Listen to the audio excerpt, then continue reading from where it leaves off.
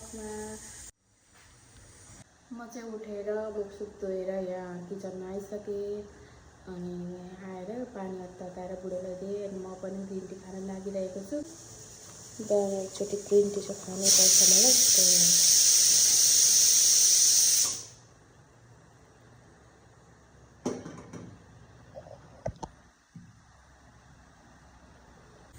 यता चाहिँ दाल पाक्दैछ। पाक्न नि लागिसक्यो दाल। अब मेरो दाल पनि पाक्यो। अब खाना बसाल्छु। सब्जी चाहिँ आज मैले आलु र यो सिमी पकाउन लागिरहेको छु। दाल रेडी भइसक्यो। मेरो ग्रिन टी पनि रेडी हुँदैछ। यता खाना फेरि बसालिसकेँ मैले। अब चाहिँ तरकारी केलाउँछु पहिला।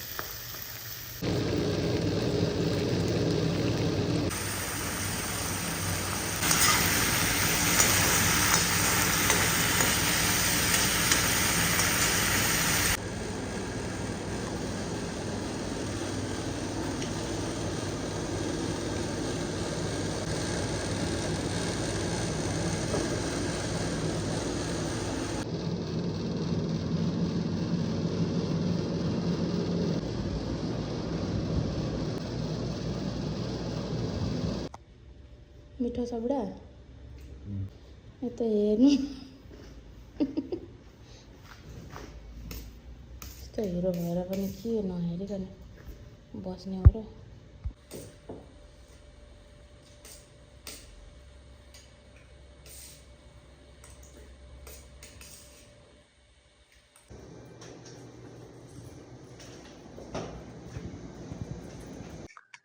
सो साथीहरू, मेरो बुढा चाहिँ खानासाना खाएर ड्युटी गइसक्नु भयो।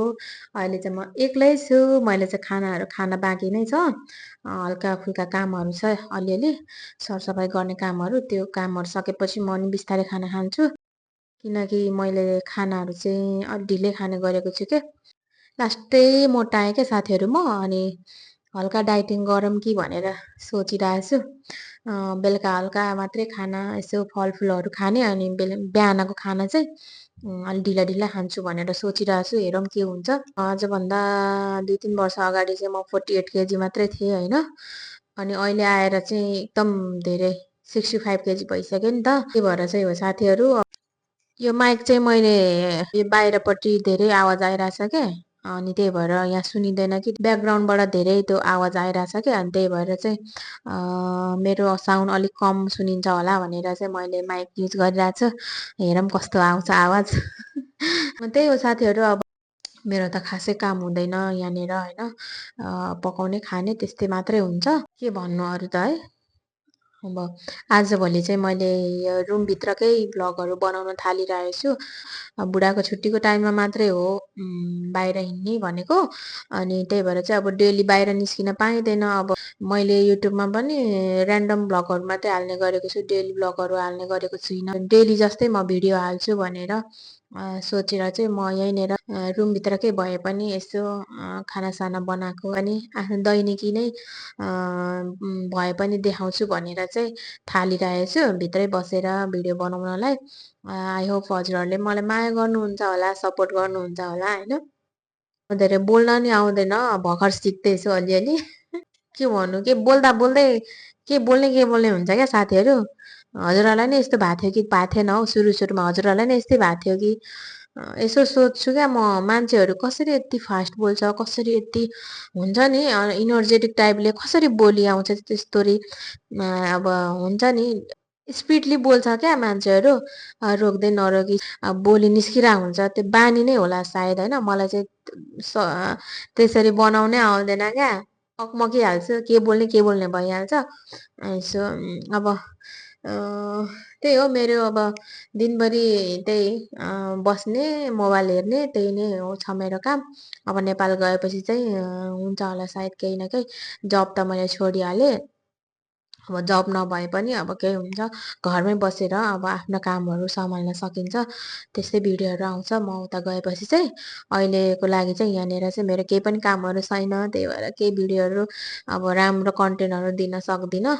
सुरु पनि छ, नयाँ पनि छु, त्यही भएर साथीहरू।